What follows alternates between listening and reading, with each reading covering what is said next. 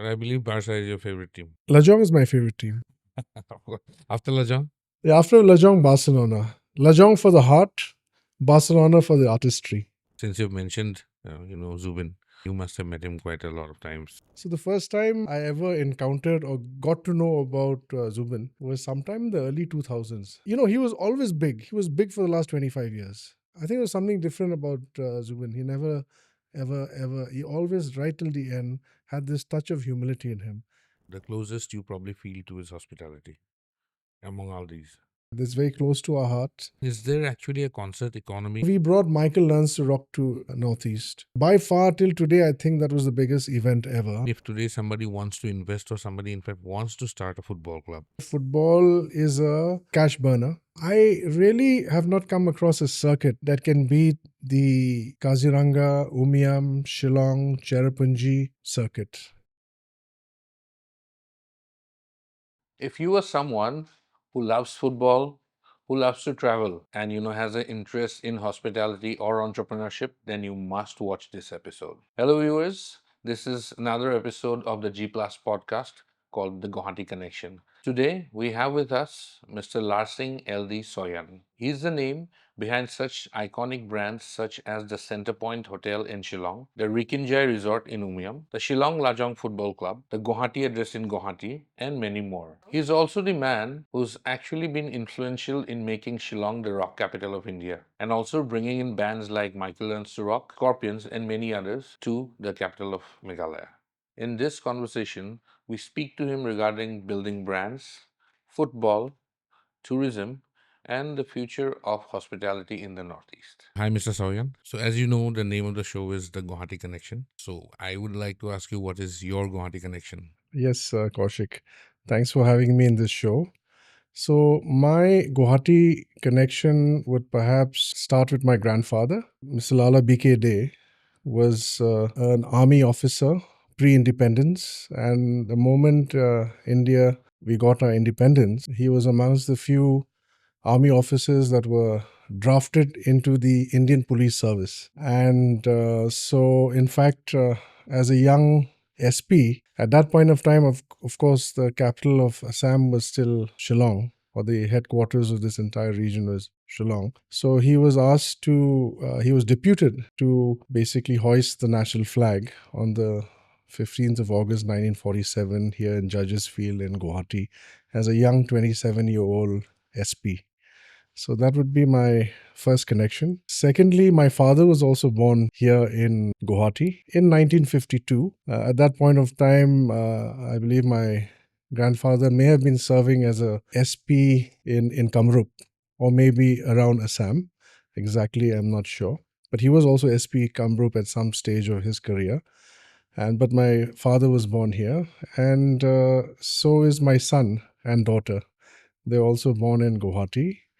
And besides that, yes, I am married to an Assamese lady. So my wife is Assamese. And Amrita, of course, was born in Dibrugarh. Her family was largely based out of Sibsagar, as most families were those days who were in tea plantations. And as most families in Assam, I think eventually once Dispur became the capital of Assam in 1972, also a lot of families started moving into Guwahati. So Guwahati was where they resided over the last 3 decades. And that's the final and binding connection. You've got a huge connect with Guwahati. You are into the hospitality industry, you are into real estate, you are also into sports, you know. So, how did it all start for you? And I would also like to ask you probably which one is the closest to your heart in terms of all these verticals. So, from a strictly business sense, I'm technically a second generation entrepreneur. My father started the business, and though he was an architect by qualification, he started off with getting into business, doing a few government construction work, and at some stage around his career, he decided to set up a hotel. And Centre Point was started by him. At that point of time, I was still in school while the construction was going on. And in fact, when they just about soft launched the restaurant and a couple of rooms, I was then studying in St. Edmunds in Shillong and finished my 10th from there.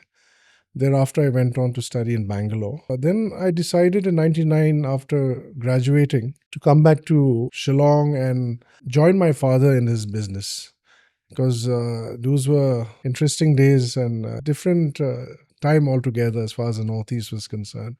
And I think there was a general urge in me to, having seen my father and both my parents work very hard right through my childhood days, that there was a burning and yearning desire in me to join him and start work. So, in fact, when I started work with him and took over the hotel operations in 99, he was exactly the same age as I am. So, that was pretty early. And yeah, so that's how my whole initiation into hospitality came about. Hospitality is primarily what we were doing back then. It is also got the maximum amount of passion as far as all the businesses that we do. And as you mentioned, today we are in hospitality, we are in construction and real estate, and in retail. Yes, retail as well. Yeah. So you're saying, in terms of, I mean, passion, or the closest you probably feel to is hospitality among all these. Yes, I think hospitality has a very close, it's very close to our heart. It's something that, we don't consider working when we're doing anything in hospitality or in restaurants or hotels. We don't feel it as work. It's something that we enjoy. It's, I personally really enjoy creating new properties and creating new experiences. And that is something that we hope to do as we go along. Today, as a business group, as you might be aware, we have two properties three properties now in Meghalaya, Centre Point. Then after that, we created Ri Kynjai. In between, I had my first real initiative was to set up a second hotel after Centre Point, which was at that time it was called the Royal Heritage Tripura Castle. So we had taken up this project and collaborated with the royal family of Tripura. And Pradyut was my classmate, and so we tied up, and then we basically essentially restored and developed an annex of their summer palace and created the Royal Heritage Tripura Castle way back in 2002. And we ran that for about a decade and a half. And then eventually we moved on, because then our focus is on creating more properties from within our group.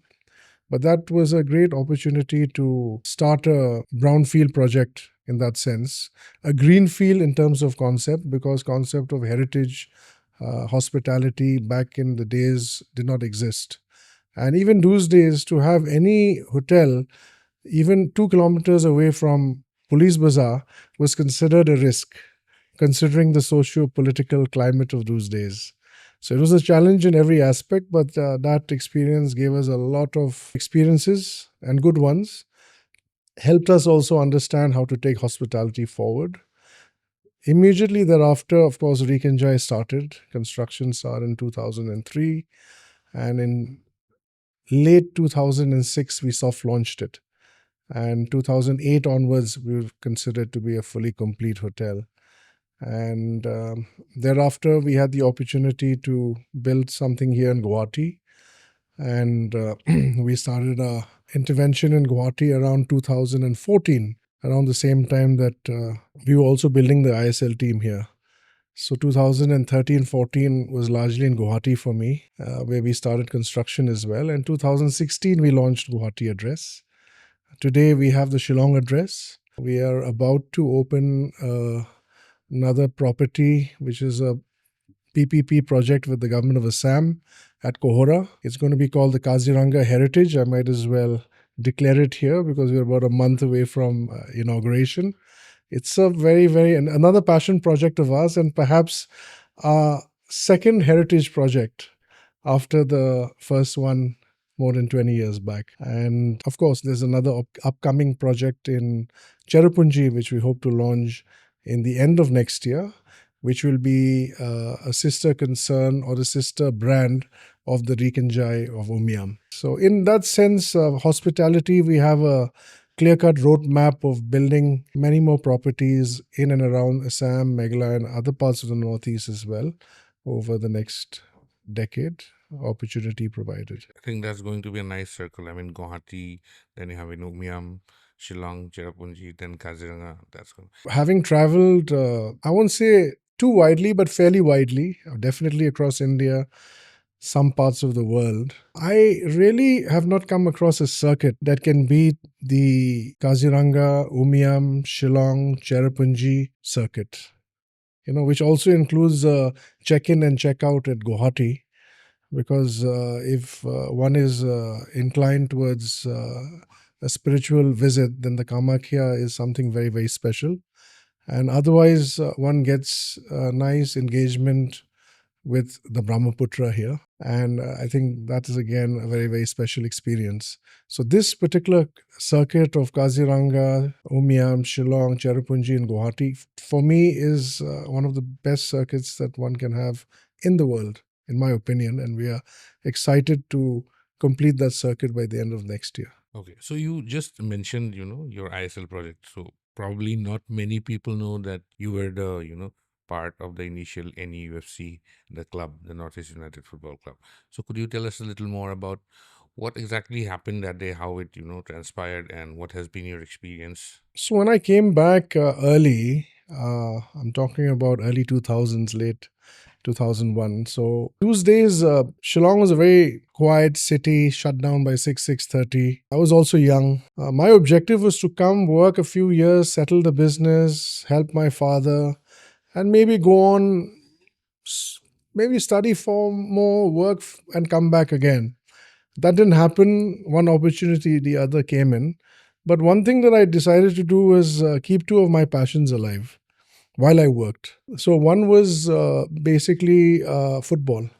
So I used to play a lot of football, and I thought I was fairly good at it as well. I was a striker. Okay. Yeah. Number 9. Yeah. I was number 9, top goal scorer in Bangalore University and stuff like that. So yeah, I would have played for Karnataka. I was asked to join the Karnataka under 19 team when I was 17, but I was in boarding, so not allowed. But so I came back and then took over a club which my father had founded called Lajong Sports Social and Cultural Club, and took over the entire management of it and decided to spend a lot of time with the football in the mornings before I go to work. And also, in fact, I played a season in 2001, my full season in Shillong, and was the highest goal scorer in the league as well. But then, of course, I realized that. So you grabbed yourself a golden boot. I grabbed myself a golden boot. No one gave me the golden boot, but the tally was that it was a golden boot, yeah. But then I realized that, playing and practicing and then working was not going to happen. The energy levels were just too much in football. So I retired at the tender age of 23 and decided to concentrate fully in trying to build the business and support the club and make this club grow. So we got into a lot of youth development then, which was new. And between 2003 and 2008, we probably had about, I can't remember the exact numbers, but at least 8 to 10 of our boys played for the Indian national team in various age groups. All products of your academy. All products of the Lajong Youth Development Academy. And that is what propelled Lajong from a small Shillong club to a regional giant. So suddenly from just winning a Shillong League, we started winning what was then the Northeast Leagues, which is the first level entry to the second division I-League. So in 2005, we won it. Then we told, you're going to go and play this third division National League. 2006, we won it, same thing. 2007, we won it, same thing. But our objective at that point of time was not to play I-League. We didn't think I-League was just too far away. But then when we consistently won, and in 2007, in fact, that year, the national games happened in Assam. So the Lajong team was basically selected to play for Meghalaya. And we did exceedingly well. In fact, we created a lot of upsets. I was, in fact, a manager of that team, a Meghalaya team. And we beat Bengal, we beat Punjab. So we actually created an upset in the quarterfinals, in the qualifying stages. Semi-finals, we thought we were going to walk over Tamil Nadu. But it was a very tight match. We missed a lot of chances. They scored from a free kick. That also through a deflection, it went in and we couldn't score, and Tamil Nadu won. So that was the only goal of the match. That was the only goal of the match. But a month later, the same team as Lajong went to play the second division. We realized that the Tamil Nadu team was actually the Indian Bank team, Chennai. But the same Tamil Nadu team with 3 foreigners against our local boys, we beat them 3-0.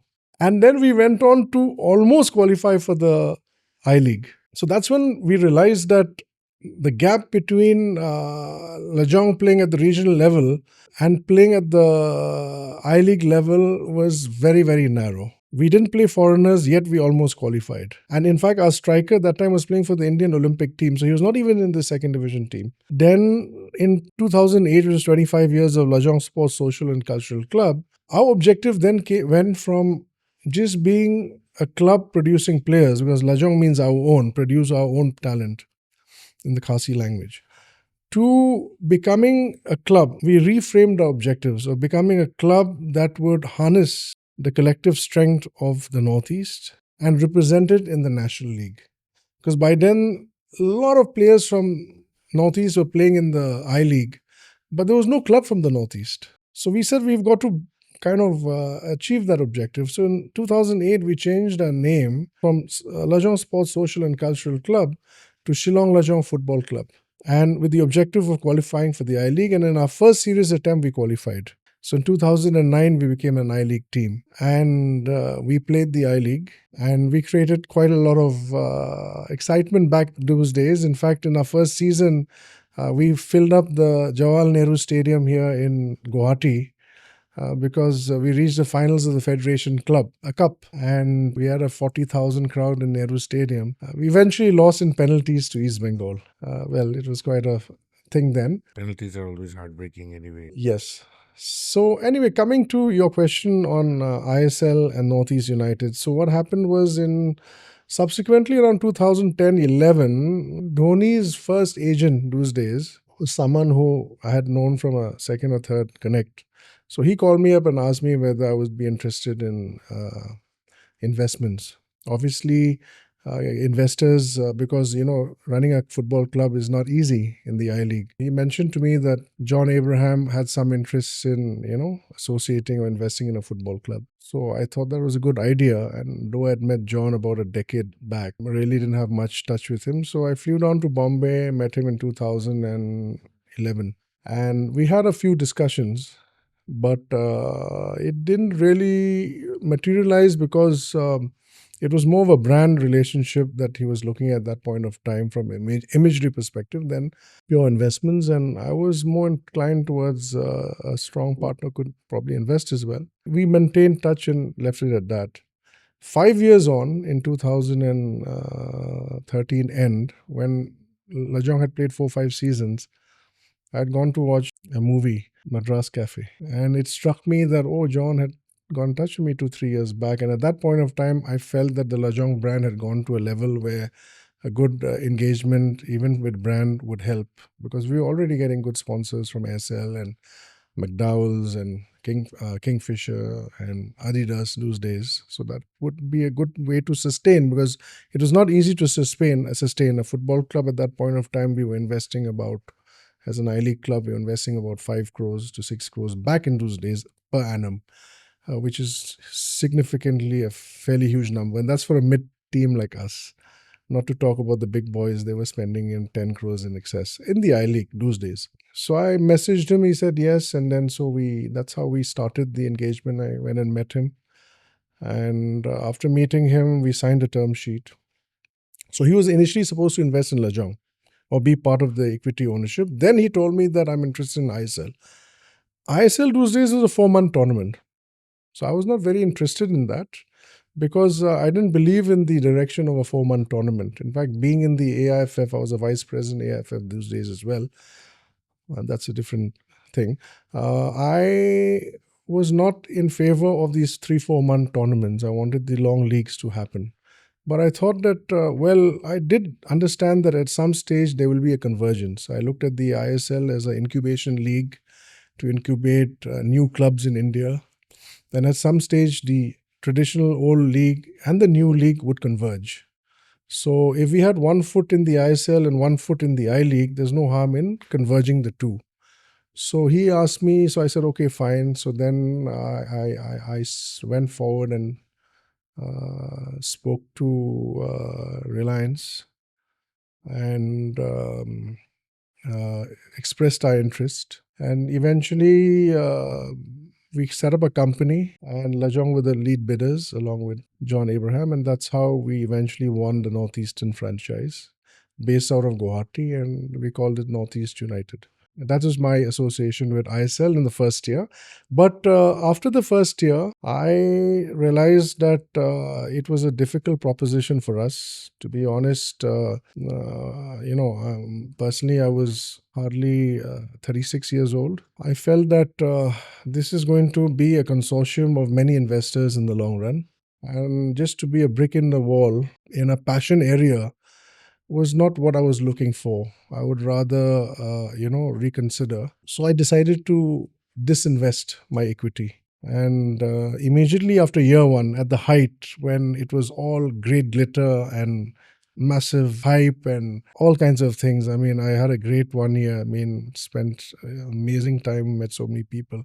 I decided to strategically disinvest. So I disinvested my equity and I said, let me concentrate in Lajong. Let me build an academy. Let me buy land, which I did. We bought land in Umiam, next to the lake, where we plan to build a resort and an academy in the long run. And I told myself that, it's a passion project. So wherever this passion takes me, I'm satisfied as long as it's enjoyable. And so I said that if Lajong can't be the Barcelona of India, which I hoped it would be and still hope at some stage that it will, it should at least be the La Masia of India.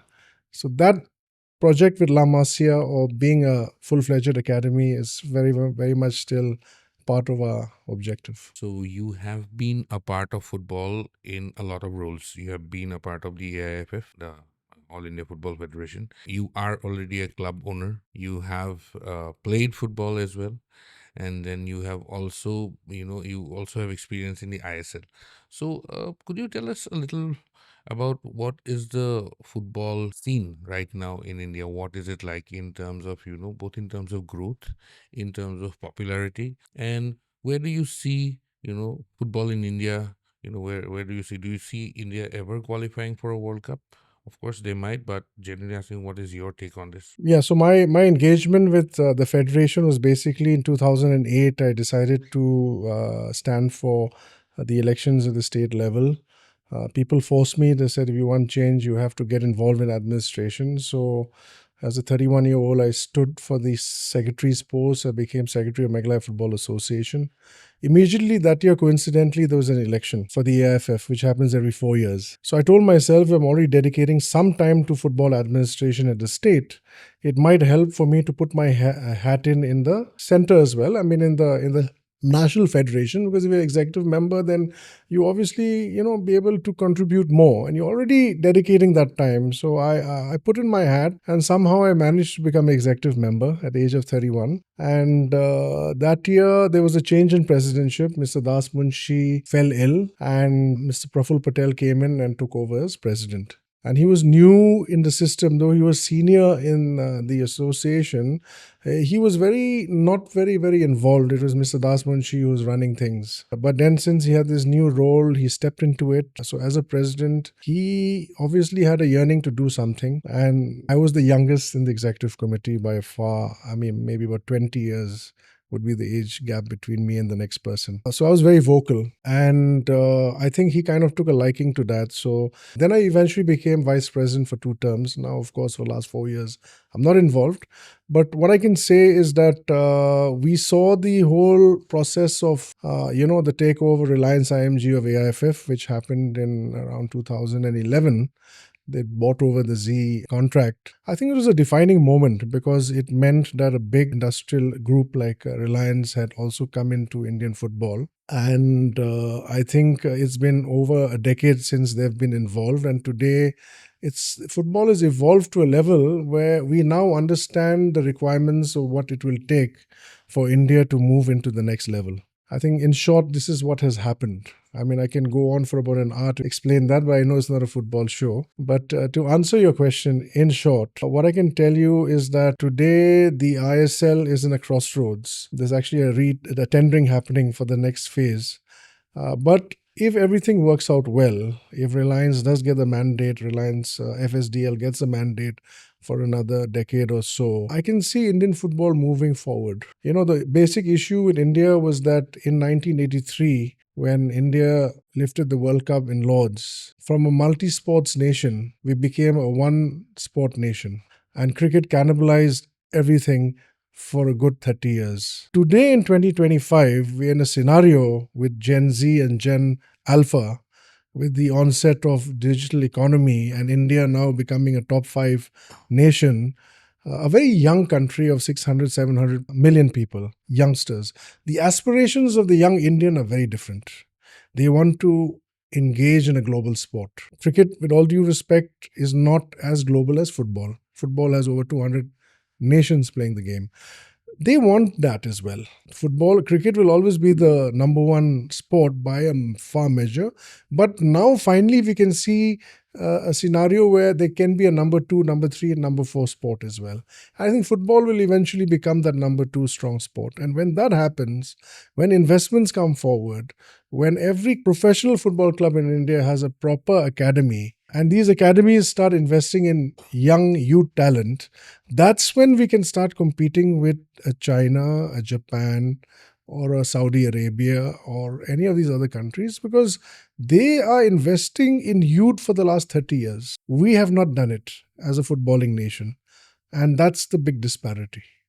But I see things changing, hopefully with more investments coming in from the corporate space over the next 10 years. So, again, I mean, something related to football.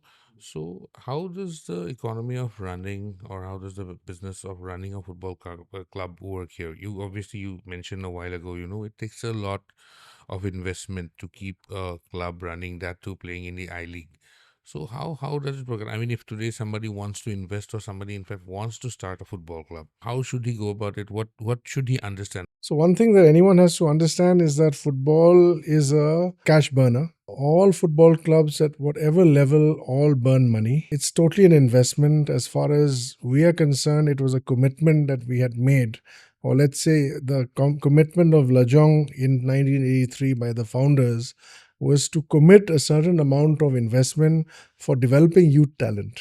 That was at the grassroots levels, to build local players at the grassroots level. 25 years later, it was a commitment to try and give Northeast a representation in the National League. And obviously, with objectives of trying to sustain it. Every level, there is an investment, undoubtedly. So, for example, for us, I think in the last 15 years, we must have mobilized committed investment of over 70 crores in football, which is what we would call a cash burn. So, of course, that comes with personal investments, comes with ticket sales, comes with sponsorships, whatever. But that is a kind of negative cash burn that has happened in a small, medium level football club playing football at the national level for 15 years. And same with the ISL. None of the clubs are really breaking even. It will probably take another 5 years to 10 years before anything of that sort happens. So therefore, it is not necessarily easy space to be in. It's a space which has to have a amount of nation building agenda to it. But otherwise, I mean, generally right now you're already running Lajong. So so you have sponsors, I believe, you have ticket sales. Okay, but still, I think you have to invest. I mean, on new players, new technology, new. So, generally, does the economy work out here? I'm not just talking about Northeast or Shillong. I'm talking about all over India. So, running a club, do the economies fall in place, or do you think it's usually more of a passion project? It's becoming very, very difficult. So therefore, even with Lajong, I'm at this crossroads of deciding exactly what to do, because one of the reasons why Northeast did not figure in the initial original tendering phase of the ISL, there was no club from the Northeast. Let me come to that. It'll answer your question. There was no club in the Northeast. In the first tender, which we did not bid, because I was not interested that time, this bid happened around the time that I was having conversations with John on Lajong in 2011, 12 maybe. So what happened was there was no franchise in the Northeast. The second tender came 8-9 months later. But one thing very clear was there was a meeting that was held. This was in the AFF level, way before I had any interest in ISL. I was a very, very, what I would call a positive critique of the FSDL team as far as their overall plans towards the creation of ISL. I always pushed for the fact that it could not be a 4-month tournament, it had to be a proper league, which eventually happened through some interventions from AFC and FIFA, of which we did make a few presentations, I myself in an individual capacity. Then what happened was that when one particular meeting to finalize the ISL was made, it was in Delhi. I was a vice president, I was a second term vice president. Again, I must have been about 35, 36, long back, a decade plus back. In that meeting, it was in Nirman Bhavan. Mr. Patel was still Minister of Heavy Industries that time.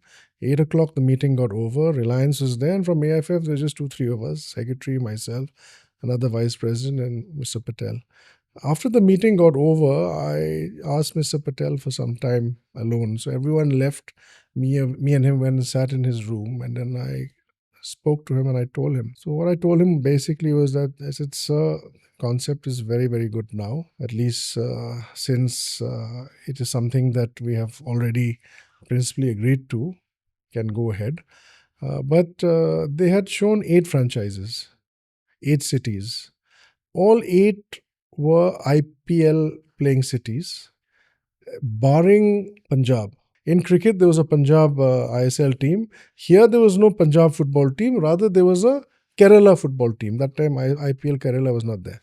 So, they had a Kerala football team. Otherwise, it was just the big metros of India, and Kerala had gotten. Those are the 8 franchises that were going to be announced. So, I told Mr. Patel, I said, sir, this was one point that I have, is that in cricket, if you have a national league and you call it the IPL, Indian Premier League, and you don't have Northeast, it's fine. But if in football, if you're planning to have a national league and you're calling it the Indian Super League and using the word Indian, national name of the country, and you don't have a team from the Northeast, I said, sir, I don't think that is right. So he immediately caught on. He said, yeah, Larsing, that's right. You know, the problem is that he said that time Star was a partner, Star Sports, of the league. Star and Reliance feel that there's not enough eyeballs in the Northeast. That means it was not commercially viable to have such an investment in the Northeast, and rightfully so. You know, these things are done with great amount of economic calculation and financial calculation. But he said, no, we have to take it up. I understand your point. And he did that, to due credit. So when that bid eventually happened, there were 9 cities that were announced, out of which the top 8 would get. That means they gave Northeast and Guwahati an opportunity for a franchise to come up. Now, if by any chance it didn't happen, it's not that an opportunity was not given. As luck would have it, Guwahati got the franchise. The one that missed out was Bangalore. So, in fact, it was Chennai initially that missed out. Bangalore had come in with the Spice Group, but they backed out. Then later Chennai came in. But Guwahati was in the first 8. So that's what happened. Now, the reason there, what I'm coming back to, is that a region like the Northeast, commercially, you know, sponsorships are also based on the market size of a particular area. Economics are based on population. So when you look at population, overall Northeast just 4.5 crores. Shillong as a city is just 5 lakh people. Guwahati may be about 20 lakhs odd, census or non-census. You know, it's very small. You know, the GDP of Northeast vis-a-vis some of these bigger metros is still far and few between. So that's why, coming back to what our plans are, we also need to consider, because now with government of Meghalaya coming in and supporting Northeast United in Shillong, they've given them some land there. They're going to set up base, probably play matches in Shillong and Guwahati. Then having 2 teams will not be financially viable. So it's either going to be Lajong or Northeast. As of now, because Northeast is in the ISL and, you know, perhaps more equipped to manage the resources, it has a greater chance. I mean, I have to be very clear about it. Lajong has a strong legacy, but it's still not a economic. Unfortunately, I didn't become a billionaire. So we have to work according to we have to punch with whatever we can. We've punched a lot above our weight, but at some stage, it's got to reach some, equilibrium.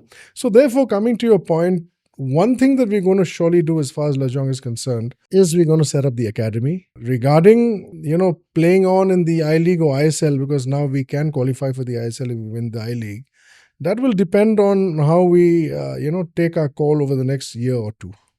But so that is where we stand as a football club. So you have obviously operated both in, Shillong or Meghalaya and Assam, Guwahati. So what are the differences that you have seen and which has been more challenging for you? I think both places have their own unique situations. One thing I see for sure is that I see Guwahati becoming a major metro of the country. We've seen the change that Guwahati has gone through in the last 20 years. I think the change of Guwahati has happened in the last 20 years, and a lot of initiatives of the last 20 years manifested in the last 10 years. And whatever has been put in the last 10 years will continue to manifest over the next decade. Along with that is the evolving global economic situations and scenarios. 20 years back, India was not in the center of the universe. In 2025, India is now a growing economy. We are number 4 in the world, as we know, as a GDP. And Northeast, because of our geographical location, and Guwahati in particular, being right in the center of it, two, one, all the major cities of the ASEAN, which together make up a huge, huge economic chunk and a future of the economic world order. We are also very close to China. So today, if we have a flight from Guwahati, we can reach Guangzhou in 3 hours. We take 3 hours to Bangalore, we can also go to Guangzhou in 3 hours. We can go to Hong Kong in 3.5 hours. We can go to Bangkok in 2 hours 15 minutes. We can go to Delhi in 2 hours 15 minutes. So from that perspective, and you know how things are clearing, the airport is being constructed. Adani has invested into it. It's definitely going to be a big infrastructure that's being created. So I see Guwahati growing substantially in the next, this growth that has already happened, whatever has been done, I see that happening going forward. What I can say is that having worked in many parts of the Northeast, that this zone of Shillong and Guwahati, I would say, are the central growth centers. Guwahati for urban development and finance, and Shillong, East Khasi Hills, Ribhoi, which I would say is the larger Khasi Hills, including Jayanti Hills, as a tourism growth of Northeast. It will be driven by tourism growth. So Shillong will be tourism driven. Guwahati will be industrial, financial, IT, and infrastructurally driven, and will be the trade transit capital of the region. So I can sense that, that's why we are very happy to work and invest in Guwahati. And I must say that, there is a huge amount of dynamism in which both these governments have worked. We can see a lot of infrastructure happening. We see a lot of development happening, and we hope that more will come. Okay. What's different operating in Shillong in Guwahati? What has been the challenge? Which has been more challenging, or if you think, like you said, obviously both cities present different kind of challenges. But could you just point out a few how it is, how different it is? Even you can talk about managing people also or operations also. What is it? I mean, like, yeah. To be honest, I don't see much difference between the two. Shillong has its little challenges because of procurement, raw materials, everything, largely, by and large, except for the market essentials, come in from Guwahati. Besides that, being based headquartered out of Meghalaya for so long, we have managed to overcome most of the challenges that new businesses would face. On the other hand, since we already have a base now here in Guwahati, initially getting in, setting up structure, building manpower was an issue, or rather a challenge, I would say. But today, both cities, it's very seamless for us. I don't see any difference. Anyway, the distance as the crow flies is 65 kilometers. How much of difference can there be? It's just a state border that divides it, and two governments, and both the governments are performing, I think, more or less similar. Where do you see the future of luxury and sustainable tourism in Northeast? I mean, in the coming years or in the coming decade, where do you see it? I mean, you obviously have been involved with the industry for so long. So I think you'll be able to give us an idea.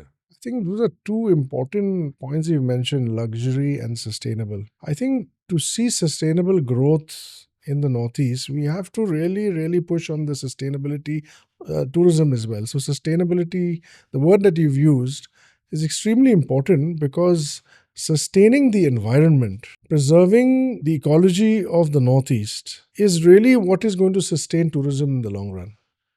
So I see luxury tourism, high value tourism, where we have lesser footfalls but higher spends per footfall as the future of sustainable tourism in the Northeast. We are not, the most parts of the Northeast are not zones or regions that can take too much of high footfall. In fact, the high footfall zones will only be Guwahati and Shillong. But Shillong is also a city. But the peripheral areas, even if you talk about Assam, we are promoting here the one horn rhino. How many humans can we subject those rhinos to every single day? How many humans on a single day can these rhinos and wildlife tolerate in any of our wildlife parks? Yeah, tourism will grow. Just because it grows doesn't mean that today 500 people enter the park, tomorrow 5,000 will enter. It's not possible. Right. And besides these rhino zones or the wildlife zones, how do we expand tourism? So, if we're looking at in the rural areas, it's got to be luxury tourism. It's got to be high spend tourism, lesser footfalls. Otherwise, the basic fabric of these rural areas, the ecological hotspots will be hampered and diminished. And when that diminishing factor comes in, then it loses its value. Right. So, therefore, to sustain tourism in the long run, we have to look at high value tourism for most parts of the Northeast. Guwahati can have as many people, we can have 55 stars and become a Singapore of the future or any other city of the future. We have a beautiful river. It's a very, very beautiful city if it's, developed further. Shillong, similarly, there's new Shillong areas growing up. Umiam area can become part of Shillong. Let there be huge tourism, but the fragile zones, there has to be a sustainable plan created, which has to be done by state governments. A collaboration between state governments is required to have so that we have similar visions, transcending our geographical or political boundaries for the common good of Northeast tourism. I think by now Guwahati probably feels as much as home to you as Shillong does. Any other place apart from Guwahati and Shillong? You can't say Kaziranga because That's not fair. Yeah, I was just going to answer, and you said you deducted that from it. I understood. I mean, it was evident. No, okay. So I would say that I spent a fairly considerable amount of my formative, not much, 5 years in Bangalore. But I developed a very, very strong group of friends in Bangalore who, studied with me for that entire duration of time. And so, as a city, if I look at any city, and even till today, I mean, it's over 2.5 decades since, we've moved on. But till today, I have a very, very strong connect with all my friends, family. So, if you look at it, some of my closest social circle outside of Shillong and Guwahati is Bangalore. It's a beautiful city. It's a city that has symbolized the growth of New India, a city that has grown in the last 30 years. And Bangalore's growth has been relative to IT and the digital era of the world and India. So, in that way, it's a beautiful modern city which I have a special affiliation for. You have not allowed me to say Kaziranga, so I can't say that. But I personally have a very, very soft corner for Upper Assam. So, the moment I cross Sonapur, the change happens. Nagaon onwards, I feel like I'm in a different zone. And I think similarly, the Khasi Hills is beautiful. So, really, I'm not really looking at going anywhere too far. Besides that, Sri Lanka again has a special space in my heart. My sister lives there. She's married there. And as a result, we've also, in a way, invested a little bit in some opportunities there and beautiful beaches, exceptionally beautiful beaches. In fact, a lot of times I've said that the similarity of Sri Lanka and Northeast is so similar. I mean, there's so many similarities. What I mean by that is that both these regions there was a setback to both these regions in terms of socio-political turmoil. So we had the insurgencies and the student union era of Northeast as a whole for about 30 years. And I think Sri Lanka had the same thing with the insurgency of the LTTE. So tourism was never big there. People never really went there, but it's one of the biggest undiscovered secrets which are slowly being discovered now. It's a beautiful, beautiful island. And like Assam, it has tea gardens in the inner highlands. And then the coastal areas is all just ocean. And the southern part of Sri Lanka is really as beautiful as the most beautiful beaches across Asia, Southeast Asia. We talk about Bali, we talk about Thailand. I can tell you that the south of Sri Lanka perhaps beats most of them. And the east is supposed to be equally beautiful. I've not been there. So in a way, it's a irony, but I think Zubeen must have realized that because he went and shot some of his parts of his movie, I believe, in Sri Lanka for Roro Binali. So maybe that will open up a bit of Sri Lanka to the Assamese audience in large and Northeast in general. Since you've mentioned, Zubin, so I'd like to ask you. I mean, you must have met him quite a lot of times. You have probably hung around with him. So just give us your take on him. How it has been for you, and how do you currently feel? So just generally. So the first time I ever encountered or got to know about Zubin was sometime in the early 2000s. I think I was nominated for an award. Maybe that time I just finished Tripura Castle. And I think there was this Northeast television, there was a particular NETV, was it? They had a musical awards ceremony. Not a musical, sorry, award ceremony. Some function was held in at Nehru Stadium here in Guwahati. And we were I was being conferred an award for young entrepreneur. Maybe I just developed heritage Tripura Castle, so being identified. And I remember going for that function, fully crowded event, sat down there, and then suddenly they mentioned, Zubeen Garg is going to perform. And then I saw him start performing. And through the process of his performance, he started climbing up one of the sound towers. And the moment he did that, it reminded me of the rock and roll stars of the 70s. I said, oh my God, this is Led Zepp. This is Jim Morrison, happening. So that was about a long time. Like, that was my first ever, ever seeing Zubeen. Of course, I was just an audience. I saw him, and this is maybe 2003, 2004 we're talking about. Luckily, over time, I got to meet him because a very, very dear close friend of mine, Manas Barba, Riju, who's one of my closest friends, is also very close to Zubeen. So through that process, we met a number of times. I mean, in Guwahati, here, there, we've met, we've hung out as, youngsters and, all that. So I've had that beautiful opportunity of spending time with him.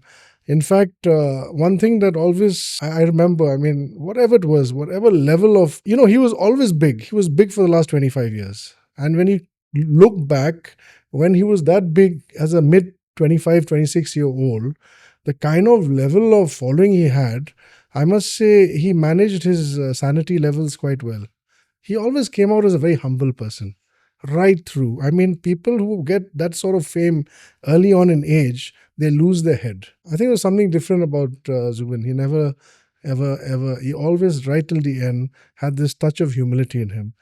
One thing which I will remember is in 2011, Lajong had to play some I-League matches outside of Shillong because the stadium was being renovated. So we played 2-3 matches in Guwahati. We played 2-3 matches in Imphal. So in Guwahati, at that point of time, we wanted to touch base with a Save the Tigers campaign, which is part of our main sponsor ASL's campaign as well. And since Lajong was part of it, we decided to undertake this particular event.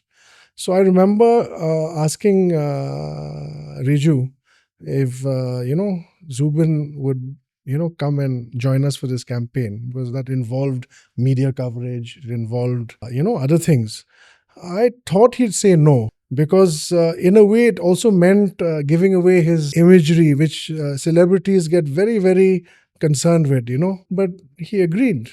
And he came and he was part of that entire event, the Save the Tiger campaign. We had media, we had everyone. I'm talking about 2011. And of course, Riju's father, uncle, was also there. Bhaimanda, Munin, the late Munin Baru. Both of them had come. Of course, uncle would come because I was like a nephew to him. But that Zubeen, as a friend, I mean, came forward was something that I'd never forget. And in fact, that's one of the reasons why, for me, I could never say no to him ever. So in Ri Kynjai, we have this policy that we don't allow any shooting. We've had numerous number of requests for movie shoots, this shoot, that shoot. In fact, we hosted Preeti Zinta and there was an actor, Sanjay Suri, was it? Anyway, there was a movie that was shot in 2007. I can't remember. There was a particular movie in 2007. So Preeti Zinta had come, Dharmendra was there. They all stayed in Ri Kynjai. They wanted to shoot in Ri Kynjai. We said no because the place is built in such a way that the moment you have 10, 15 people moving into the interiors, it can, affect the whole balance, and we just wanted to maintain the tranquility and everything else. Similarly, much later on, when Rock On came and I had personally helped them come to Shillong. In fact, that's another story I can talk about. But they stayed in Ri Kynjai for 1 month. I gave them all the help. Made a gym for Farhan, did this, did that, everything. And they said, we'll shoot in Ri Kynjai. I said, that's not allowed. But when Zubeen called me up one day and said, I've reached Ri Kynjai and I want to shoot, I couldn't say no to him. So he didn't even give me advance warning, by the way. He just landed up. I think he must have just gone to Umiam, looked for a place, and he landed up in Ri Kynjai. He said, hey, I want to shoot. So I immediately called up. I said, please allow him. I told my this thing and left it at that. There were no boundaries, no restrictions, nothing. And he shot. And I'm talking about a decade plus back. I can't remember when. In fact, I need to kind of remember, but it was somewhere between 2009 and 11, 9 and 10. So was it any particular song? Maya. Maya. Okay. So it was Maya. So that was shot in Ri Kynjai. And as a youngster, I must have been hardly 30. And he also was young. We did it. Okay, fine, done and over. 15 years later, that small little decision that we took, it fills me with a lot of emotions and satisfaction because the moment is so much huger than one could ever imagine. So I watched that song I've watched it many times again lately. Those days we took it for granted. But now when you watch it, I'm like, I feel very, very happy that he shot that song there. So it's something that makes us feel immensely proud. At that point of time, I thought I was doing Zubeen a favor. But now when I look at it, we're extremely proud that he actually went and shot there. And one of the songs which I also personally really like.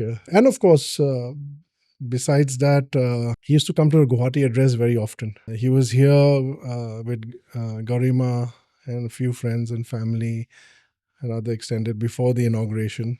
So he's one of the few people who visited the Guwahati Address before it was opened. So before it opened, we had these small friends and family dinners, personal dinners. So one of the dinners was with Zubeen, Garima, Uncle, late Munin Barwa, Auntie, Riju, few other friends. I think Parthoda was there and others. So since then, of course, he saw it before and thereafter he's been a regular here. And the staff here have, obviously the whole of Assam is mourning. I mean, it's gone beyond Assam now. But everyone here, they all have that. It's a big loss because he used to come very often. In fact, for I think almost the last two movies that he made, he'd come here first and then go for his premiere. So it was like that. He'd come and hang out here, then he'll head out straight for his premiere. Whereas it Mission China, I think even with Kanchenjunga. So it was a special memories of Zubinda. While you were answering, you mentioned about Led Zepp and Jim Morrison. So are you a big rock and roll metal fan, or what kind of music are you into? Yeah, so I grew up listening to a lot of music like everyone. Listen to Led Zepp, listen to Rolling Stones, listen to Elvis, listen to the Beatles. I think we listened to everything. Rock was a huge component of music that we listened to, at least I listened to during my early years. So anything from Elvis Presley to U2 was what I listened to till about of late. And of course, till now, if it comes to rock, Coldplay, of course, is everyone's favorite. And then, of course, we also moved on to electronic. And now I listen to just about anything. So I have a playlist in my car, because now I have a personalized playlist, because so every time I like a song, I remember a song, I keep putting it in. So I've got a playlist for about 3 hours, which is sung in about 5 different languages. In those five, there are two Zubin songs, so and that I had downloaded only in the last 3 months, so yeah. So yeah, so I've got I'm very generic now. Anything that sounds good, I listen to. I think you had a role to play of Scorpions coming to Shillong, I guess, because I was there at that concert. Of course, yes, yes, yes. Of course, I'm in front row. I mean, I was one of the first ones who bought the tickets. Anyway, so Then we how? must have seen each other, because I was in the front row, but across the barrier. That's where I watched. So I had the crowd here and I had the stage there. Yeah. Klaus Mine was singing, and then I could, yeah. I was there on the left side, like on the front and the left. I think they also stayed in Ri Kynjai, I believe, because we They stayed in Ri Kynjai, yeah. followed them. We wanted to catch up, but of course, we couldn't. So, so how is there any story behind it? How you got? So essentially, see, for me, my drive was to do something for, of course, Shillong and Meghalaya those days, and something in general for the northeastern region. One of my first interventions was actually to set up a nightclub. That's the part which I actually forgot to mention. I talked about actually two clubs that I engaged myself in when I came back. One was a football club, the other was a nightclub. So I set up Cloud9. Well, I started since the early 2000s. We used to do a lot of events. Set up this space, brought in DJ Ivan for a big event, was really successful. Then we used to do live music with Lou Majau. So Lou Majau that time had gone through a career phase where he was not getting much music. That happens over time. You become famous, and then you plateau. So he was in his plateau stage where he came over and he kept asking me. So one day I said, let's start it. And we started something. It grew. And eventually a band was born called the Meghalaya Love Project that used to perform every Saturday night. And that started growing so much that the small bar, so the upstairs in the top floor of Centre Point, one half was the Shillong Executive Bar, the other half was a banquet. So since this entire thing started growing so much, I converted the entire banquet into a lounge, nightclub, a music venue, whatever you may call it, inspired largely by both electronic, because Ivan used to come. He was the first event I had was an electronic event. That was with Ivan, DJ Ivan those days, very big. Then Lou Majau with the Meghalaya Love Project. And so it was part of creating new activities and changing the mindset of youth back in the days, because things used to close very early then. Similarly, later on, I wanted to engage in music, which I loved, and also do it with a purpose. So the purpose was I wanted to brand Shillong and move it away from the negativity that was associated with Shillong. Shillong was known as a place that used to have people who were hostile towards visitors. We in the Northeast had so many insurgencies. There were many student movements that unfortunately portrayed a very, very negative image about Shillong as a destination to travel to. Right. So I wanted to break that. So in 2005, I got the opportunity, tied up with Mahesh Bhupati's company, and we brought Michael Learns to Rock to Northeast. And by far till today, I think that was the biggest event ever, because we had over 30,000 people. And when I say 30,000 means proper 30,000 people. Nowadays, 10,000 come, people say 20,000. 20 come, they say 1 lakh. But I'm saying, like, it was a huge success. The agenda there again was obviously do something that you're passionate about. At the same time, set up some good, vibes for the city, the state, as well as people from across the country should view Shillong as something that is worth visiting. So that is what we did, and that was the agenda with why I was trying to bring in live acts into the region. I also was the founding vice chairman of the Meghalaya Tourism Forum around the same time. So what we did during that period is that we also had the Autumn Festival, and it was a totally private funded event. From the first Autumn Festival, whatever profits we made, we went and invested it into a village, an unknown village, 2.5 hours away from Shillong, called Mawlynnong. And we set up a village guest house owned by the village. And that was how the first village guest house came up in Mawlynnong. And that's how Mawlynnong was promoted to the level at which it is reached today. And that was from our Autumn Festival intervention of 2005. Similarly, we did in 2006 the Autumn Festival with a theme called Positive Vibrations. Positive Vibrations, again, with the objective of branding Shillong and sending out positive vibrations, but also to engage community so that people will accept tourism and see tourism as a means of positive growth. To dispel that negativity of outsider, this, that, all that sometimes exists in our rural areas and everywhere else. So we gathered over 8,000 drummers and broke the Guinness Book of World Records, if you remember. And that created a lot of positivity. The next year, we did 1,700 guitarists, knocking on heaven's door, and we broke then the Guinness Book of World Records for the highest number of guitars assembled. Similarly, around the same time, I had the opportunity of getting Scorpions to Shillong. That was again 2007 December. And that was a fairly difficult task actually, because the profile of Scorpions is far, far higher than any band, that had visited the eastern region those days, Calcutta including. So we managed to get tour organized where someone took Bangalore and Bombay, and we bought over the Shillong leg of it. And so we managed to bring the Scorpions 2007. Yeah, very, very successful show, but very difficult to organize. We had nightmares. I mean, the sound for that event came from as far as Kerala. So 10 trucks came from Kerala, which those days meant over 12 to 15 days of travel, crossing states like Bihar, West Bengal, and even, so cities where, one small accident and your show is cancelled, a 2-day band, and, things go for us. Yeah. So it was very unnerving. A backline, one particular set of backline came from Mizoram of all places, and sound had to be attached to a bogie of a Rajdhani, lights, to get it on time for the concert. So we went through a lot of nightmare to organize it, but somehow pulled it off. And that was 2007. I'm talking about 18 years back. It's not the Northeast of today. So luckily or unluckily, thereafter, Lajong qualified for the I-League. So all my focus and energy went to football. So I didn't really do any concerts thereafter. Do you remember the footfall for Scorpion show? How much it was exactly? It was about, the tickets there were much higher. So I think we had maybe about 18,000 odd there. I guess 18, 20,000 people. Yeah, it was very good. So you mentioned Mawlynnong. I mean, in fact, that was something that was in my head. So what exactly was the project about? And Yeah, so the project was essentially to promote tourism in the rural areas.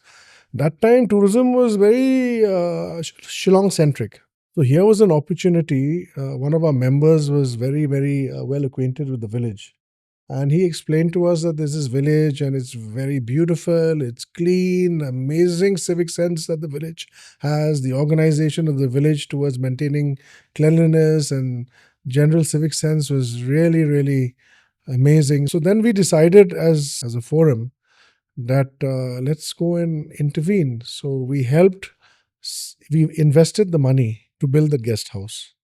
So what we did was we gave them the money, but in order for them not to, take money for granted, we called it a soft loan. We called it a soft loan, meaning that it's a money that you have to build your guest house and you pay back.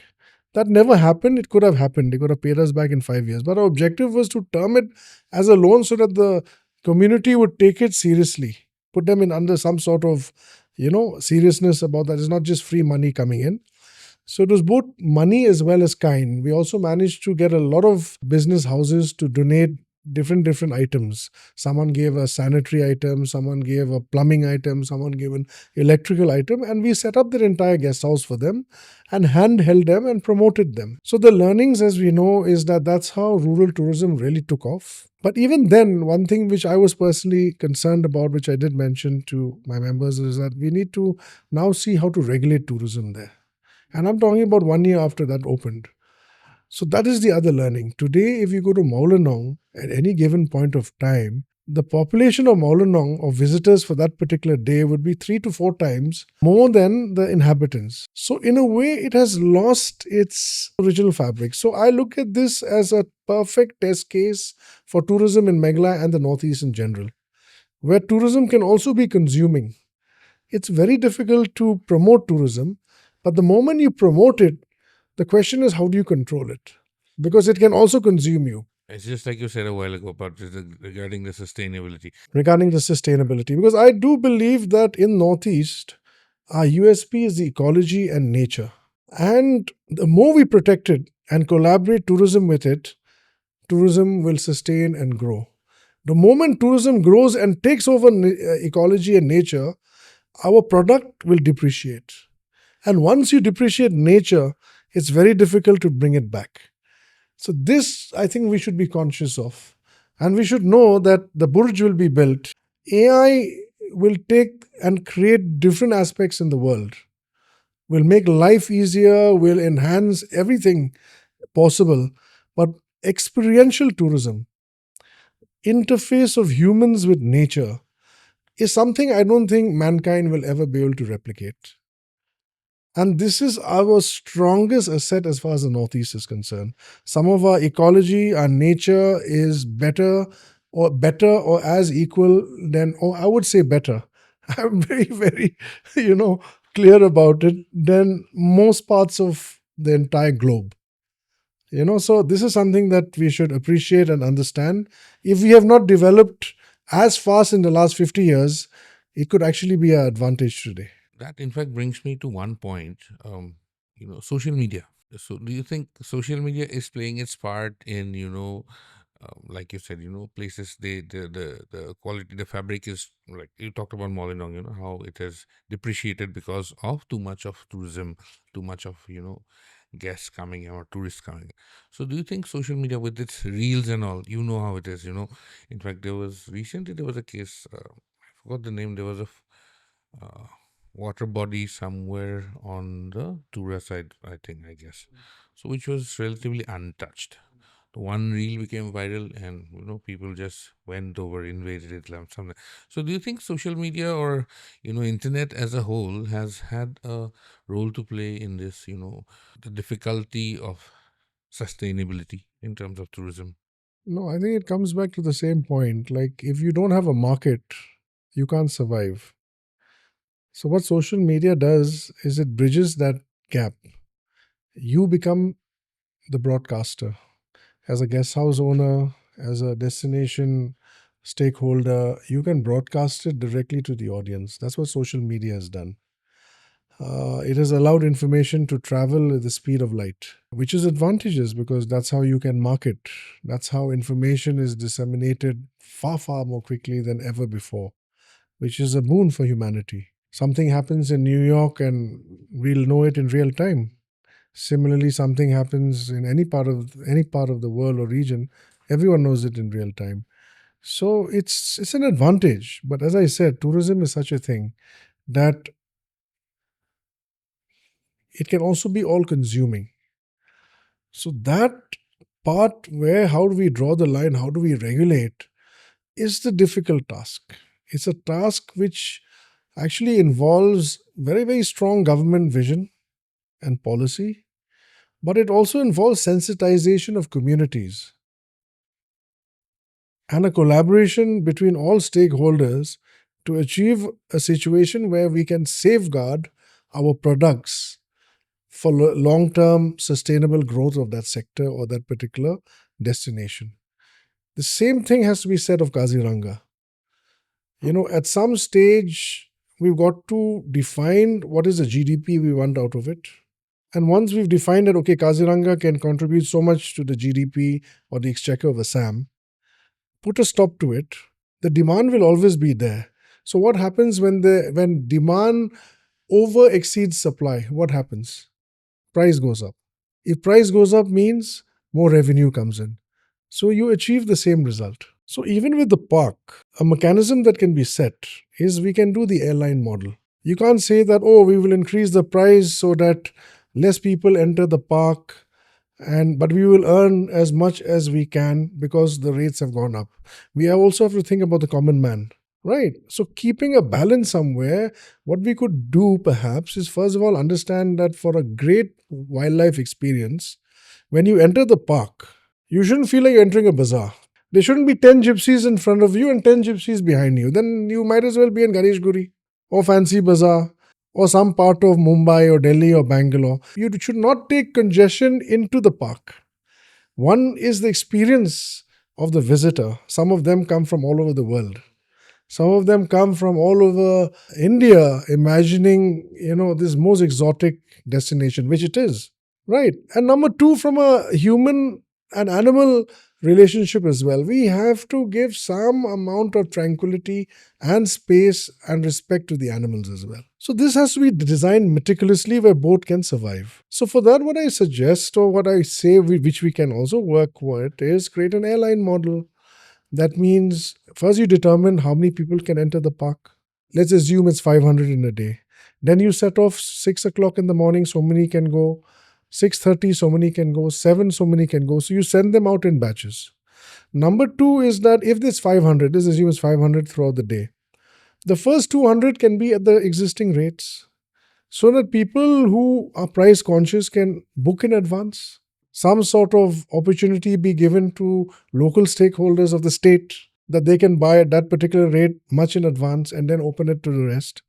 Then the next 100 or 200 can be at a higher rate. And the final 50 to 100 can be at a super premium.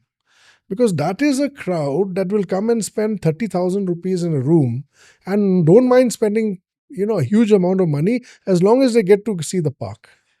And these people are the ones who are the HNIs, the high value tourists who plan maybe 1 month in advance, 2 months in advance, sometimes 10 days in advance, where price is not a factor as long as you give them the experience. So it becomes a win-win situation. So this I'm just saying from the context of Kaziranga, since we're talking about it here in Guwahati, a similar model has to be created even across the northeast, including in Meghalaya, which hopefully the government is going to do now. They'll have to digitalize the entire entry into some of these unique spots, curtail it to a certain number, so that people book in advance. I'm traveling to Northeast, means I want to go to Living Root Bridge. Only 300 people are allowed in. And in that 300, I book a slot in advance and I pay a certain amount. Supposing I'm in the first 50, I get it for X. If I'm in the 50 to 150 zone, I get it at X plus Y. And if I'm in the last 50 zone, I have to pay X plus Y plus Z. Which is fine. I mean, that's my objective. If I can afford it, I go. If I can't, I don't. But that allows the same amount of revenue to be created for that destination with lesser footfalls, which also enhances the experience of the visitor. Because everyone wants tranquility. There's enough madness in our urban existence anyway. Coming back to what I asked you regarding the Scorpions concert, how did it come about? And you mentioned that basically you had taken those steps to bring about a positive vibe about Shillong, about the city and all. But generally, beyond that, of course, Shillong has been a host to a lot of concerts. A lot of artists have come in, both national and international. Has it really affected? I mean, is there actually a concert economy? I mean, has it affected the economy of the city or the state by getting these, bands in, international acts in? Check the tourism growth of Meghalaya in the last 15, 20 years. See the growth of Meghalaya post 2005. See what was Meghalaya before 2005 and see what Meghalaya is after 2005. I think the evolution of those interventions is what we have today. The Autumn Festival has gone in to become the Cherry Blossom Festival. The Ed Sheeran, Shape of You. I'll tell you a very interesting story about the Ed Sheeran concert. So in 2007, there was this company that came in and said that they want to do ticketing. So they wanted to sell tickets online as well.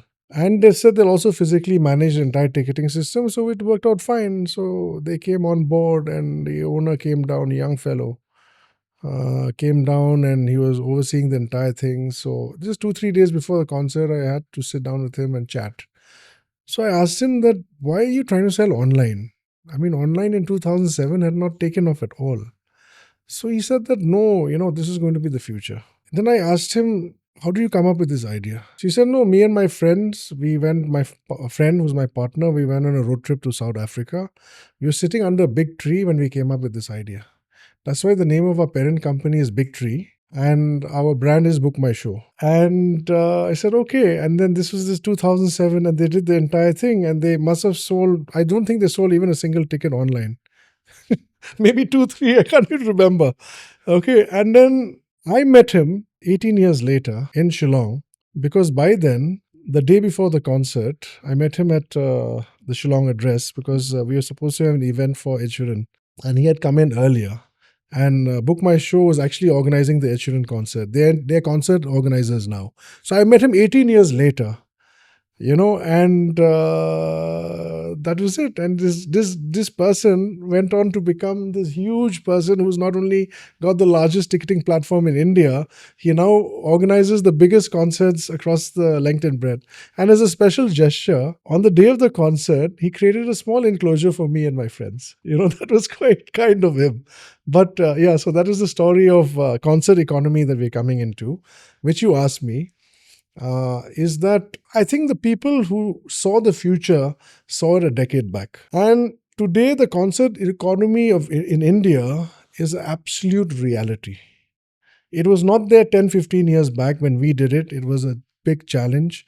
But today, it is a reality for a simple reason. Our overall GDP has gone up multiple times. Our consuming power has gone up multiple times. And the most important point here is that 70% of our population can be defined as youth population. And what do youth consume? Sports and entertainment. So that is why the concert economy is here to exist in India for a long time, as well as sports products. So sports, music, and entertainment is very, very much the future of the immediate next 10 to 15 years. So concert economy is a very, very important economy that states should look at. I think the Prime Minister has mentioned it.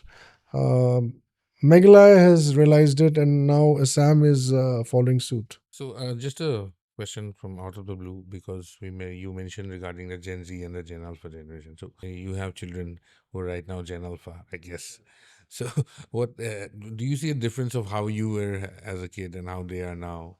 What is it that you see, and what do you feel about it? For you and me, the internet came at a much later stage. We spent the first 15, 16 years of our life without the understanding of email, without the understanding of mobile phones. We were still in the PCO days. You ask Gen Alpha what PCO means, they wouldn't know. You ask Gen Z what PCO means, they probably wouldn't know. Right. But we've been in those days where we had to actually go to a booth and, make an STD call. When I was in college, I had to go into a booth, stand in line. Makes us feel like dinosaurs, but that's how the world has changed. And we'd stand in line. I mean, today I make a call in like 1 second from my mobile, right? And we're talking about mobile. Mobile has gone further into the digital era of what we're discussing. So the important thing for us to understand is that, like, why you and me understand newspapers, we understand the old airports and those railway stations of the past and those potholes in GS Road in the past, which we can't think about now, or anything else.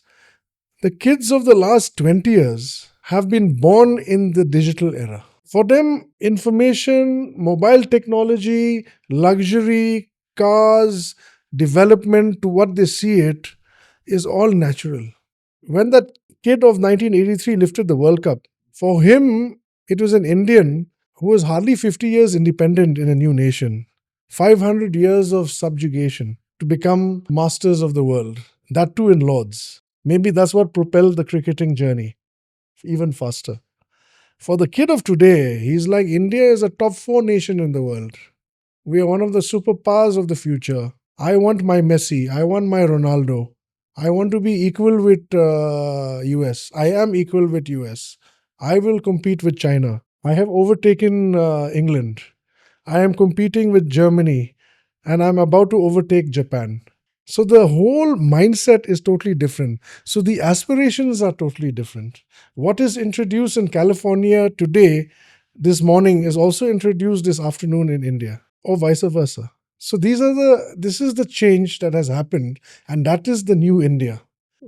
and for them, they don't know anything else. So that is the India that will dictate how, because they see things in that dimension only, if you understand what I mean. So, and that is why this country today is living in different layers. And that layer is a totally different layer. And that layer is what's going to drive this country moving forward. So, politics, consumerism, entertainment, sports will be driven by this new age of Gen Z and eventually Gen Alpha. Some quick fire questions. You said you've been to a lot of countries. Not so much. That's one of the areas which I'm really, really sad about, is that I haven't traveled as much as I wish I could have. I have done a certain amount of travel, but not as much. In fact, my brother studied in the States. He finished his music from Berklee School of Music. He taught with Coldplay for 21 concerts, open for them in Europe. So he's done a bit of everything, but I've never been to America. My sister studied in the UK, and I was in London twice, once as a small child, which was like way, way back. But what counts is about 2013 when I went there with my wife on a Euro tour. But besides that, I've not visited again. Yes, there's a lot of traveling yet still to be done. No, I just wanted to ask, I mean, which has been your favorite country till now? And where have you had your favorite? I mean, in terms of food, also, which one has been your favorite country? I love Thailand because I think it's a country which has great culture. They really celebrate that culture. Bangkok has become a mega modern city. In fact, it is the most visited city in the world today, which makes it a global city. And I'm so excited about it because it takes only 2 hours, 15 minutes from here. So, and the city is growing in huge dimensions. It has possibly the highest number of Michelin star restaurants in Asia after Tokyo. But the way it's growing, it's just a matter of time before it will overtake Tokyo as well. So some of the best restaurants in Asia exist in Bangkok particularly. Some of the best resorts and hotels of the world are in Thailand, and you know how beautiful it is. I have also seen only one half of Thailand. I wish to see further, and we are lucky we're so close to it. So that is one. And obviously, besides that, there's something magical about Paris, which I would like to keep visiting again and again for its modern contemporary history of the last 200-300 years. And there's so much more to absorb and imbibe. And the third, for some reason, is Barcelona. I haven't gone for a Barcelona match, but the city is extremely beautiful. It has got a lot of culture, it's got a beautiful history, and it's got one of the most famous architects of Europe, Antonio Gaudi. Just going to Barcelona and visiting the different architectural works that have been created by Gaudi and the others, other architects, itself an experience. Did you get a chance to visit Camp Nou? Yeah, I visited Camp Nou, but it was just for a stadium visit. Yeah, there was no match at that time when we went. It was like off season. But I believe Barca is your favorite team. Lajong is my favorite team. After Lajong? Yeah, after Lajong, Barcelona. Lajong for the heart, Barcelona for the artistry. So when we watch Barcelona, it's like watching art with a bit of heart. But when you watch Lajong, it's about following your heart. So your goat would be Messi, obviously. My goat is undoubtedly Messi. I was so happy to see him lift the World Cup. I was there for that match. And I also saw him play his first match in Germany World Cup. I'm a bit of a football fan, so yeah. Since you are in the hospitality business, we'd like to ask you, you obviously know about the content creators and the influencers. So how important or how much do you think they are, or what kind of role do they play in terms of, promoting or marketing? What kind of a role do they play in the hospitality industry? You should be answering this question, not me. No, but still, what is your take? I would like to. No, so as we know, I mean, we're going through the age of disruption, and engagement has changed radically. The digital media is now, becoming practically the number one form of media.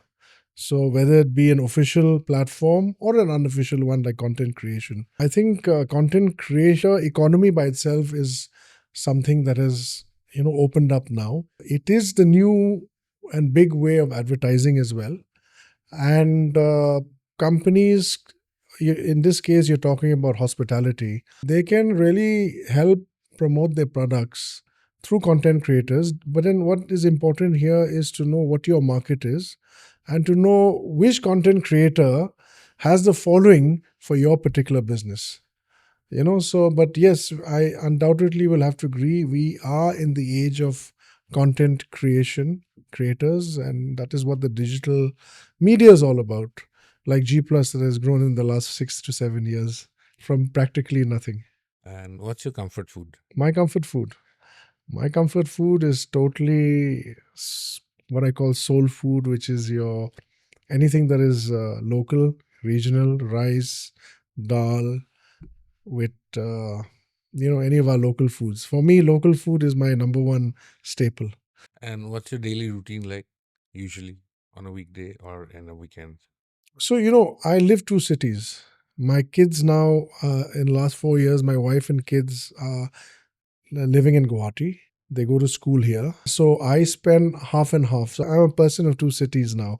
For the last 2 years, particularly, every week I spend 3 to 4 days in Shillong and 3 to 4 days in Guwahati, vice versa. If it's 4 days in Guwahati, then three in Shillong. So that is what my weekly existence is. So that means that I've had to kind of cut down a lot on my other social engagements. So I spend a lot of time in my work, and then I spend a lot of time with my family.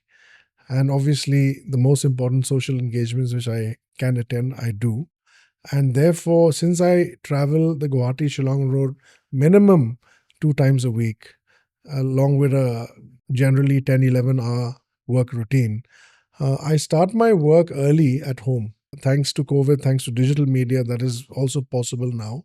So I spend the first 2-3 hours of the day between, say, we normally wake up around 7:30 till about 10:30, 11 at home, spending some time to myself, doing a little bit of easy exercises. I'm not a great fitness freak, but I do a little bit of core exercises, a little bit of hand exercises. They do a little bit of push-ups and all that, and then a lot of stretching.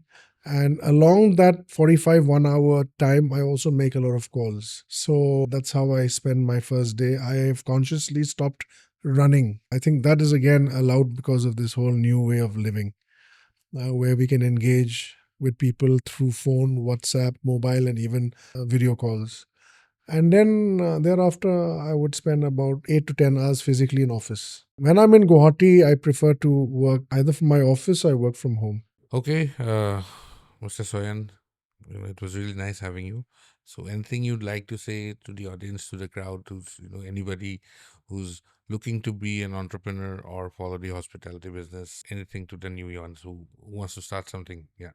Entrepreneurship and hospitality.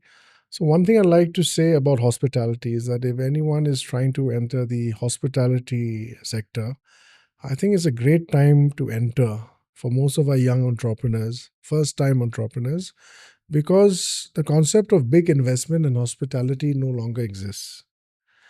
People are actually looking for experiences, people are looking for authenticity, and people are also looking for experiential stays, which means small stays. The concept of 5 stars is good for business travelers, is good for corporate travelers, and largely also maybe for weddings and so on and so forth. But when it comes to tourism, the future is actually in smaller resorts, smaller homestays, guest houses, and personalized experiences. So even a business executive who might be staying in the best of 5 stars when he's traveling, he or she is traveling, when it comes to a personal holiday or a family holiday, they look for something quiet, something authentic, something connected to the local culture of that particular place that they visit. And all they look for is good hospitality, cleanliness, and loads of warmth and authenticity. So, this is really what is important. And I would encourage a lot of youths who want to enter entrepreneurship to look at taking up such projects, not necessarily only in the cities, but maybe in interesting circuits across. If you're from Assam, from different parts of Assam, you can definitely look at it. That's the future. As we've mentioned, you don't even need to go to a travel agent anymore. Create good content, Be perseverant in what you do. The market will find you if you're good. That's one thing that social media will allow you. And because social media will also send out feedback about the experiences directly to your future consumers. If they like it, people will hear about it. If they don't like it, that also people will hear. So we live in a transparent era because of social media.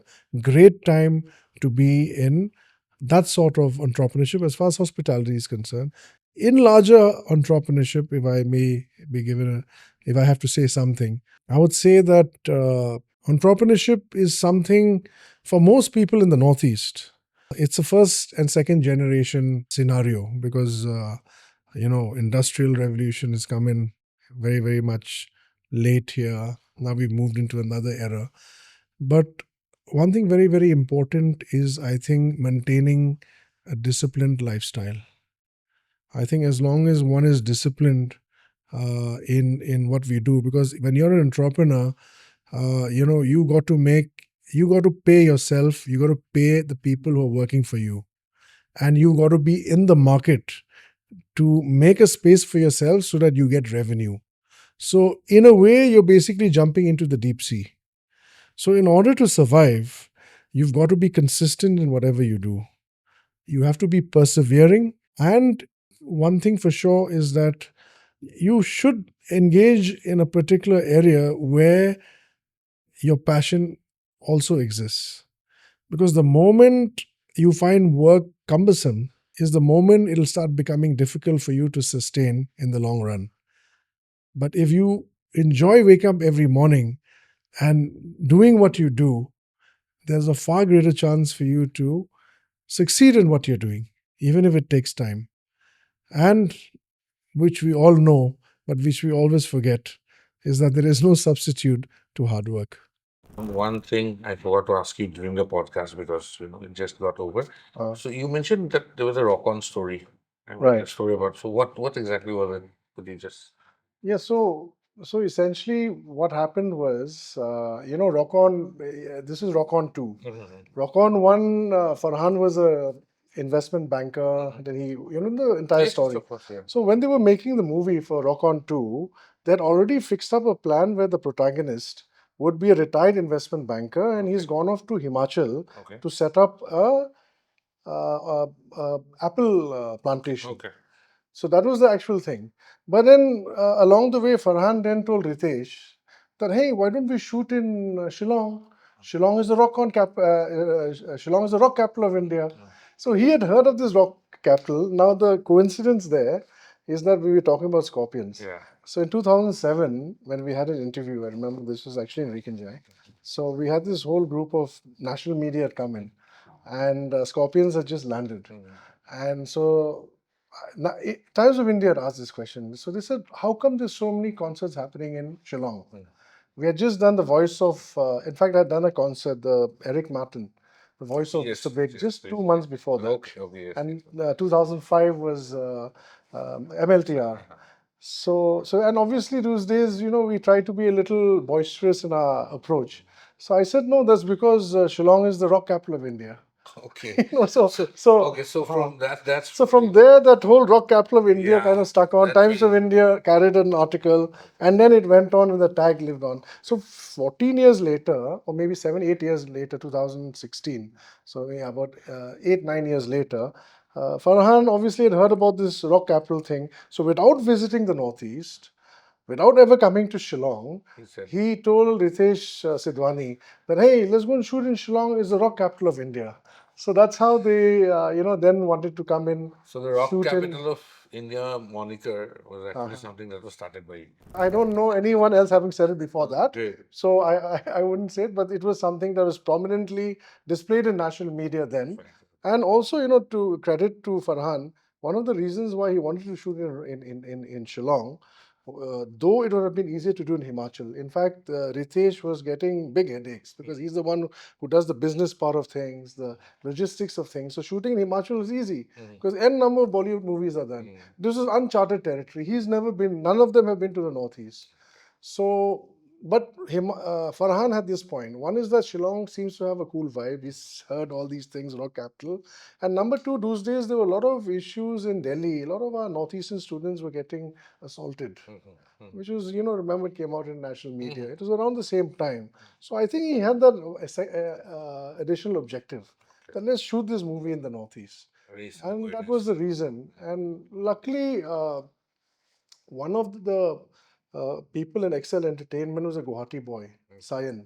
So Sawyan was known to me. That's how he connected the Excel Entertainment, Ritesh and his team with me. We had a conversation, and thereafter Ritesh came down to Shillong. We put him up and met the government, and then assured them of all possible help to shoot in Shillong, and that's how the movie was eventually made. Yeah. But that's the story of Rock On. Yeah. Fantastic. And rather, the music capital part. Yeah, that's it. Okay, viewers, so that's all for this episode of Guwahati Connection. Hope you had a good time. Do watch the entire interview and like and subscribe to the channel.